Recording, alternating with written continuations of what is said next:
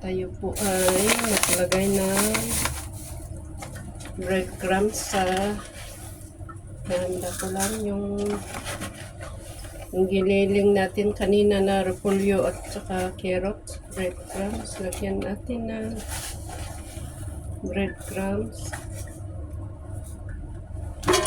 Tsaka harina. Wala nang tansya-tansya. Wala na akong oras magtansya-tansya pa.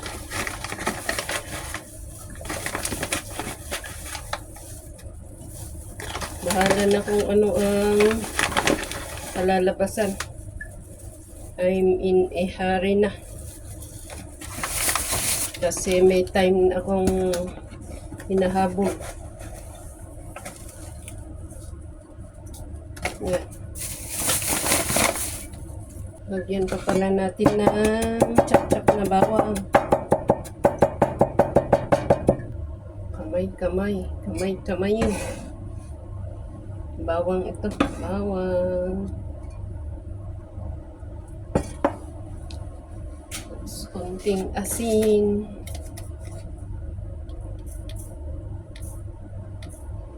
Yan. Haluin ko na dito para mas madali kong ihalo doon sa carrots at repolyo. Tsaka patatas, hindi ko pa na kudkod. Paghaluin ko na para ma-absorb niya yung breadcrumbs at harina habang ako'y para ma-absorb niya habang ako'y nag-prepare ng patatas. Yan siya. Mahirap ito. Mahirap haluin. Yan. Halo-halo na natin dito. Ay, naku. Ako ay nagmamadali.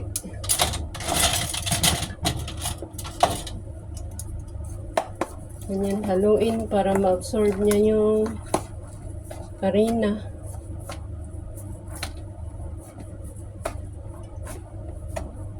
Basta ganito, halo-halo-haluin para at ako'y mag-prepare ng ito na po, 3 patatas na medium size.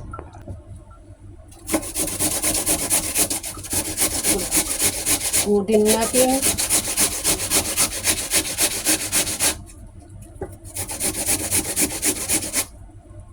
Okay na po, nakuskus ko na yung ating patatas.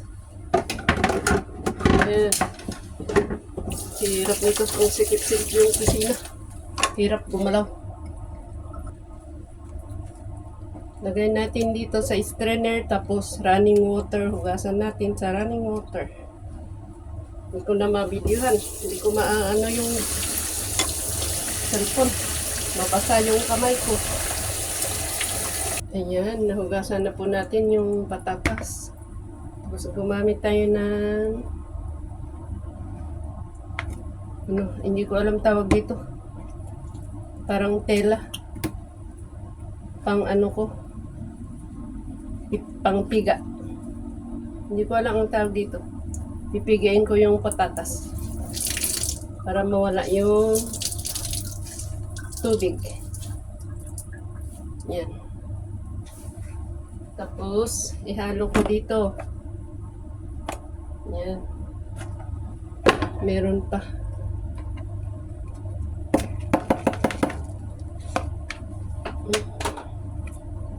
Piga ulit. Tapos, ihalo ulit. And then, mix na yung patatas doon sa mga carrots at Ang hirap kaya mag-mix nito. Ayaw ni amo ang itlog na gagamitin, kaya harina at saka breadcrumbs ang gusto niya. Ang hirap pa naman iprito. Kung itlog sana, mas madali.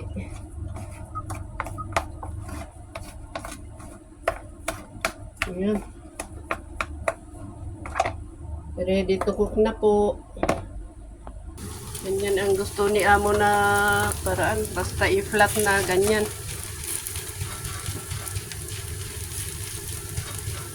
Hanggang hini-hini ang apoy. Tagal maluto kasi pag malakas masusunog.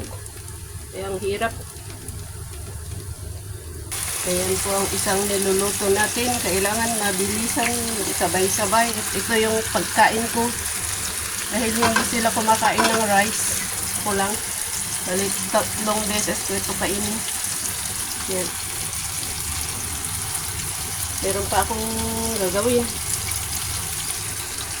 Ewan ako kung anong nangyari dito. Ang hirap nga itong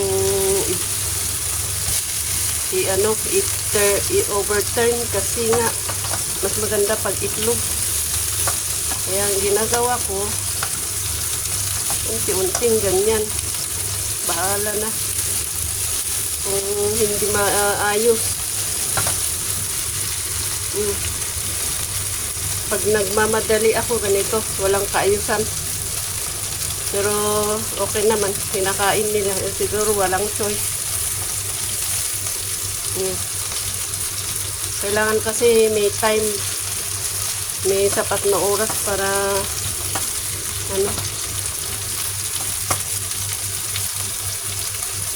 para maayos ang pagkaluto.